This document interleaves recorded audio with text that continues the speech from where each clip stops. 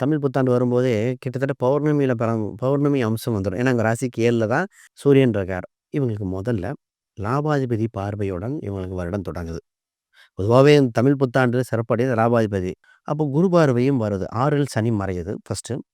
அப்புறம் குரு பார்வை வருது. 11ஆம் இடத்துக்கு கேது பகவான். அப்ப நெறைய நல்ல விஷயங்கள் கொடுக்க காத்திருக்குன்னு தைரியமா சொல்லலாம். முதல்ல செல்வ செழிப்புக்கு சரியான வருடம். பதவி யோகத்துக்கு உண்டான கால சூழ்நிலை. இந்த நெறைய பேர் இந்த மீடியா சம்மந்தப்பட்ட துறையில இருக்கிறவங்களுக்கெல்லாம் அப்படியே ப்ரொமோஷன் மாரி டக்குன்னு அப்படியே டெவலப் ஆகக்கூடியதா இருக்கு. பப்ளிசிட்டி இது நெறையா இருக்கும். பார்ட்னர்ஷிப் சம்மந்தப்பட்டது நல்லா கணவன், மனைவி, குழந்தைகள், செல்வ செழிப்புகள் இதெல்லாம் நல்லபடியா இருக்கு. இன்வெஸ்ட்மென்ட் அதாவது இவங்க ஒரு ஒரு முதலீடு செஞ்சா அது இடம் 1, 2ஆக மாறும் சூழ்நிலை வருகிறது. இப்ப இவங்களுக்கு மூத்த சகோதரிகள் மூலம் ஆதாயம் ஏற்படுகிறது.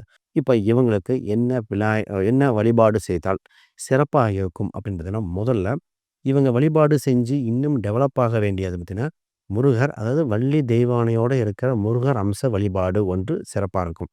காவல் தெய்வ வழிபாடு பிடிச்சுக்கணும் கெட்டியா. அதாவது கருப்பராயனா இருக்கலாம், கன்னிமா இருக்கலாம். அவங்க குலதெய்வ கோயில்லயே இருக்கிற காவல் தெய்வ கோயில். அந்த கோயிலுக்கு சென்று வர இந்த வருடம் இன்னும் வளர்ச்சியை கொடுக்கும் என்பது மாற்று கருத்து இல்ல.